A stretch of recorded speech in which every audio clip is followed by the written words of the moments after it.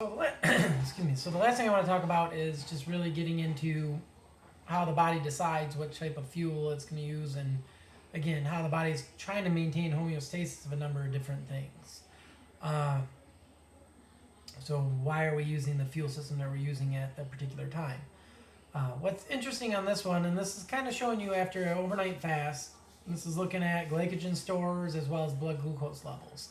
And if you were to fast overnight, wake up in the morning, you can see how much liver glycogen you'd have, how much muscle glycogen you'd have, and the blood glucose concentration. And you can see as you start getting active, one of the things you'll notice, okay, so if we go back to the first one there, you can see it dropped. Muscle glycogen has decreased quite a bit. From the original here, liver glycogen has decreased a little bit, but what do you notice about the blood glucose level? We're pretty much maintaining it. If we continue on this for a little bit longer, again, muscle glycogen drops more. Liver glycogen drops more. Again, even another hour. Even more drop in the liver glycogen. More of a drop in the muscle glycogen. Relatively stable on blood glucose. Starting to drop a little bit at this point. What you can see is it's really, the body is really with these different glycogen stores trying to maintain the blood glucose levels. And it's really only after you've really, I would say, really hit that system with a long-term exercise that you can deplete that enough that it will actually bring about a big change in the actual blood glucose levels. So one of the things by tapping into these systems is we're trying to maintain those blood glucose levels. Again, intensity is going to be a part of this. If you were doing an intense activity, you might tap into these glycogen stores quicker and do that. Obviously, if you've ate, that is going to help let these maintain a little bit longer. If you're doing some type of exercise and providing carbohydrate replacement, that is also something that could prolong this time frame and keep the blood glucose level more normal. Again, all those are different things that could affect that. The next thing to kind of look at here is what's most efficient. So again, this goes back to activity and intensity. Again, carbohydrates, because they do have some oxygen in them, when you're using stuff to break them down, it does not require as much oxygen to break it down. So in terms of carbohydrates, we can generate, per liter of O2 that we bring in, we are capable of generating basically more energy per liter of O2. So in terms of metabolic efficiency, it's much more efficient to convert carbohydrates to energy with oxygen than it is to do fats. Again, carbohydrates can also be broken down without oxygen, so we can do some of that glycolytic pathway and other stuff with that. In terms of storage efficiency, fats are much more energy dense. So again, we can store these without using water. And the other thing is, per gram of fuel, fats are about double the energy storage.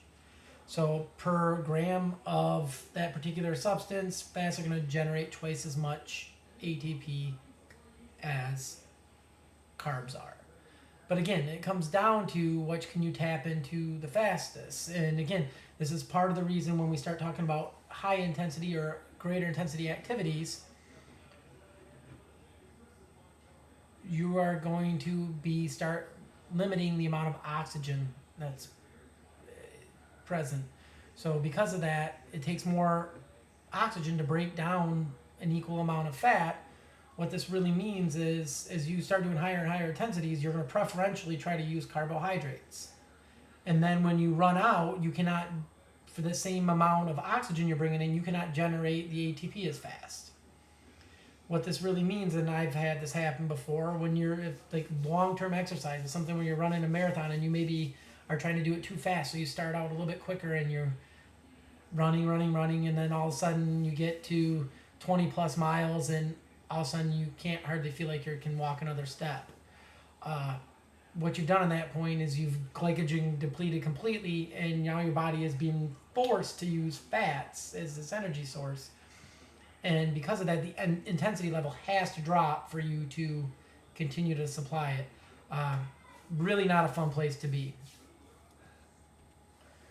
And you can kind of see here as you're looking at intensity levels. So this is kind of showing you at levels of your VO2 max is kind of the fastest you can bring in oxygen. We'll talk about that in a lot more detail in another show here. But the main thing is this is, let's say, in your overall intensity, 100% of this would be as much oxygen you can bring in and activity you can pretty much do, at least in terms of aerobically. So you can see at lower intensity levels, we tend to favor fats. So these plasma free fatty acids, so triglycerides in the bloodstream. As intensity starts to decrease, you can see that fat component starts to become less. Glycogen stores become a bigger deal, and as we start getting up to that 85% of our max, you can see as intensity level increases, we start preferentially using glycogen as that fuel source. And again, this is when I was talking about running a marathon and doing that. Part of the reason you train like you do is you try to be able to train where you're not at 85% intensity running the pace you want to run, so you can use fats at higher and higher intensities. And this is why you might do some very longer, slower runs, get more efficient at converting fats to energy. And this is one of the ways to increase your speed, is to be able to use fats at slightly higher intensities with training to get better and better at it, so you're not preferentially using so much of the muscle glycogen that you deplete it before you finish your race. And again, shows you again here on the number of minutes, percentage of oxygen uptake, muscle glycogen, short-term stuff here. You can see fatty acids become more and more as you go longer.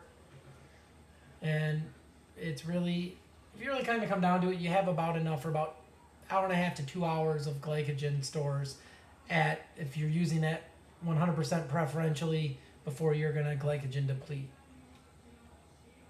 But again, you can see blood glucose levels only really drop after you've really kind of hit these systems really bad, really at high intensity for a long period of time.